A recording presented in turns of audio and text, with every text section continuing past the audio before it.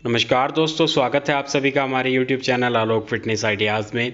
दोस्तों, आज के वीडियो में फिर से एक नई सक्सेस स्टोरी आप लोगों के साथ शेयर करने वाला हूं और इस स्टोरी को पूरा ध्यान से देखिएगा, ध्यान से सुनिएगा क्योंकि बहुत ज़्यादा मोटिवेशनल है, आपको काफ़ी ज़्यादा मोटिवेट करेगी। क्योंकि ये जो महिला हैं, इन्होंने 18 साल बहुत ज़्यादा संघर्ष किया, बहुत ज़्यादा इंतज़ार किया बच्चे के लिए और 18 साल बाद भगवान ने इनकी सुन ली और इन्होंने एक बेबी बॉय को जन्म दिया। क्या क्या प्रॉब्लम आ रही थी, क्या ट्रीटमेंट लिया, ये सारी चीज़ें बताऊंगा। इसको आप पूरा ध्यान से सुनेगा और हो सकता है कि आपको आपकी प्रॉब्लम का सॉल्यूशन इसी वीडियो में मिल जाए। इसके अलावा अगर आप मुझसे बात करना चाहते हैं, कंसल्ट करना चाहते हैं, तो कमेंट सेक्शन में आपको मेरा नंबर मिल जाएगा, उस पर आप व्हाट्सअप कर सकते हैं और इसके लिए आपको चार्ज पे करना पड़ेगा। दोस्तों प्लीज़ कॉल मत कीजिएगा, ये सिर्फ व्हाट्सअप नंबर है। तो दोस्तों आगे बढ़ने से पहले आप लोगों से रिक्वेस्ट है, वीडियो पसंद आए तो वीडियो को लाइक करें, ज़्यादा से ज़्यादा शेयर करें। तो चलिए शुरू करते हैं। दोस्तों ये जो महिला है, इनका नाम है वीना राउत, ये उड़ीसा से हैं और इनकी एज है करीब 45 ईयर्स यानी कि 45 साल। और इन्होंने मुझे बताया कि इनकी शादी हुई थी सन 2003 में। उस दौरान इनकी एज थी करीब 27 साल के आसपास और शादी के बाद इनको ज़्यादा कोई ख़ास प्रॉब्लम नहीं थी, सिर्फ इनको पीरियड्स की प्रॉब्लम रहती थी। पीरियड्स इनके कभी समय पे नहीं आते थे। कई बार क्या होता था कि पीरियड्स के दौरान इनको पेन भी ज़्यादा रहता था नॉर्मल के मुकाबले में। तो उसके बाद जो है ये भी प्रेगनेंसी के लिए ट्राई करती रही और इनका भी जो है प्रेगनेंसी इनको नहीं हो पा रही थी। तो धीरे धीरे जो है थोड़ा समय बीता। समय बीतने के बाद लोगों ने इनको कहा कि आप डॉक्टर से कंसल्ट करो। इनके ससुराल वालों ने भी इनको प्रेशर बनाया। तो उसके बाद जब डॉक्टर के पास कंसल्ट करने गई तो हस्बैंड वाइफ दोनों ही थे। तो डॉक्टर ने इनके कुछ चेकअप कराए तो उसमें ये पाया गया कि हस्बैंड का जो है स्पर्म काउंट का प्रॉब्लम है और इसके साथ साथ इनके अंदर जो है पीसीओडी पीसीओएस की प्रॉब्लम बताई गई थी। दोस्तों पीसीओडी पीसीओएस एक ही प्रॉब्लम होती है। मैंने यहाँ पे दोनों नाम आपको इसलिए बताए हैं क्योंकि कुछ लोग जो है इसको पीसीओएस के नाम से जानते हैं, कुछ उसको पीसीओडी के नाम से जानते हैं। और इस प्रॉब्लम में होता ये है कि महिला की जो ओवरी होती है यानी कि जो अंडाशय होते हैं, उसमें बहुत सारे फॉलिकल्स ग्रो करते हैं और कोई भी एक फॉलिकल मैच्योर नहीं होता है और फूटता नहीं है। ना फूटने के कारण वो गांठ का रूप ले लेता है और इस कारण से महिला को ओवुलेशन नहीं हो पाता और महिला के पीरियड्स इरेगुलर रहते हैं।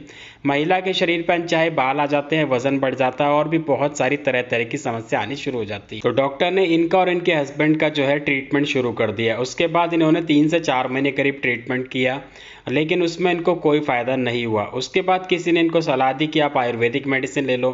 तो इन्होंने किसी से आयुर्वेदिक मेडिसिन लेना शुरू कर दिया। वहाँ भी 5 से 6 महीने इन्होंने कंटिन्यू आयुर्वेदिक मेडिसिन ली, इन्होंने और हस्बैंड दोनों ने, लेकिन उससे भी इनको कोई फ़ायदा नहीं हुआ। लेकिन इस दौरान हुआ ये कि इनका वज़न भी बढ़ता जा रहा था और काफ़ी ज़्यादा लंबा समय बीतने की वजह से जो है इनको स्ट्रेस बहुत ज़्यादा बढ़ रहा था प्रेगनेंसी को लेकर के। क्योंकि आप लोग जानते हैं कि जब किसी महिला को प्रेगनेंसी नहीं होती है तो लोग हस्बैंड को कम बोलते हैं, महिला को ज़्यादा बोलते हैं। तो यही होता था इनके साथ भी, लोगों की बातें सुनना, ऊपर से और भी प्रॉब्लम ट्रीटमेंट को लेकर के, और इस दौरान जो है फाइनेंशियल प्रॉब्लम भी हो जाती थी। तो इस कारण से इनके ऊपर चारों तरफ से बहुत ज़्यादा स्ट्रेस पड़ता था। इसके अलावा फाइनेंशियल कंडीशन ख़राब होने की वजह से इन्होंने कुछ दिनों बाद ट्रीटमेंट को पूरी तरीके से बंद कर दिया। दोस्तों आप लोगों को पता होना चाहिए कि अगर आप इस ट्रीटमेंट को कराते हैं यानी कि जो गायनिकोलॉजिस्ट से जब आप ट्रीटमेंट लेते हैं तो इसमें पैसे बहुत ज़्यादा खर्च होते हैं क्योंकि तरह तरह के टेस्ट होते हैं, मेडिसिन आती हैं। इसके अलावा डॉक्टर की फ़ीस भी कम नहीं होती और आने जाने का भी खर्चा होता है। तो इस तरीके से हर कोई इस ट्रीटमेंट को करवा नहीं पाता और हमारे देश में हज़ारों ऐसी महिलाएं हैं जो कि पैसे ना होने की वजह से ट्रीटमेंट नहीं करवा पाती हैं और पूरी ज़िंदगी निसंतान रह जाती हैं।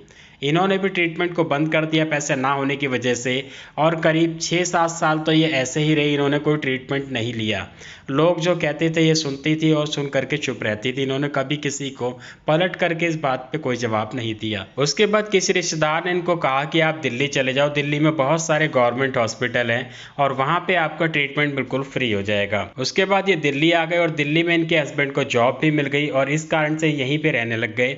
और उसके बाद इन्होंने कई गवर्नमेंट हॉस्पिटल में जाकर के चेकअप कराया और वहाँ से ट्रीटमेंट भी चला लेकिन कहीं से इनको कोई फ़ायदा नहीं हुआ। उसके बाद इन्होंने मुझे बताया कि 2018 में किसी पड़ोसी के कहने पे किसी डॉक्टर से मिली और उन डॉक्टर ने इनको कहा कि आपके पास एकमात्र रास्ता बचता है आईवीएफ का, इसके अलावा दूसरा कोई रास्ता नहीं है और आपकी एज भी बढ़ती जा रही है तो सबसे अच्छा ये रहेगा कि आप आईवीएफ करवाइए।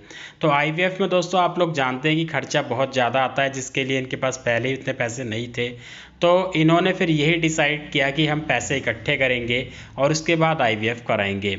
तो 3 साल से पैसे जोड़ रही थी आईवीएफ कराने के लिए।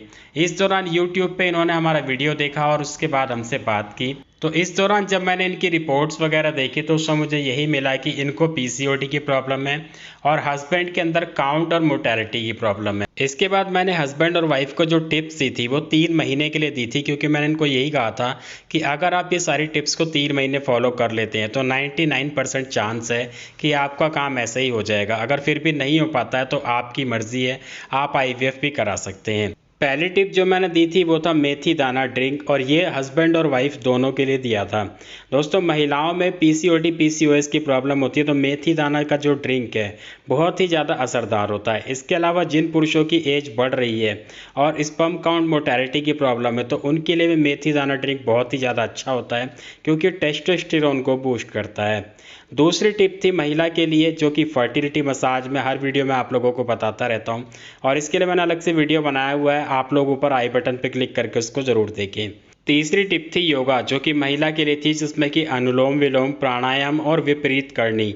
ये 3 योगा मैंने इनको रोजाना आधे आधे घंटे करने के लिए बताया था। चौथी टिप थी हस्बैंड के लिए, जो कि एक यूनानी टिप है और बहुत ही ज़्यादा असरदार है।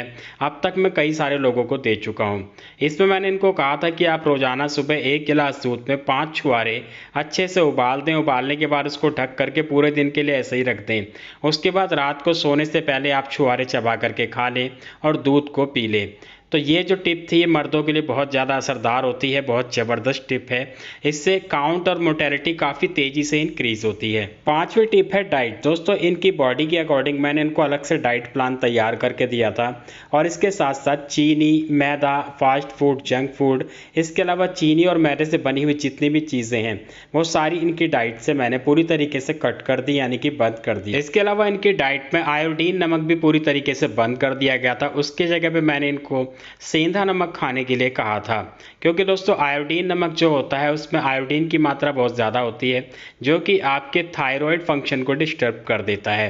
इसलिए अगर आप नमक का इस्तेमाल कर रहे हैं तो आयोडीन नमक ना इस्तेमाल करें। उसकी जगह पे आप सेंधा नमक, जिसे लाहौरी नमक भी कहा जाता है या फिर रॉक साल्ट कहा जाता है, उसका इस्तेमाल करें, जो कि नेचुरल आयोडीन होता है। तो इस तरीके से ये सारी टिप इन्होंने लगातार 3 महीने फॉलो की।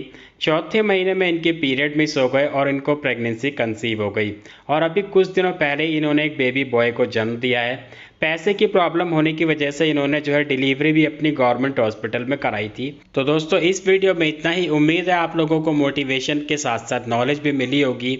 वीडियो पसंद आया तो इसको लाइक ज़रूर करें, ज़्यादा से ज़्यादा शेयर करें फेसबुक पे, व्हाट्सएप पे, ताकि हर किसी तक वीडियो पहुंचे और उसको भी इसका फ़ायदा मिले। और कोई जानकारी चाहते हैं तो कमेंट करें, या फिर मुझसे बात करना चाहते हैं तो कमेंट बॉक्स में दिए गए नंबर पे व्हाट्सएप मैसेज कर सकते हैं। मैं मिलूंगा आपसे अगले वीडियो में, तब तक के लिए अपना ख्याल रखें।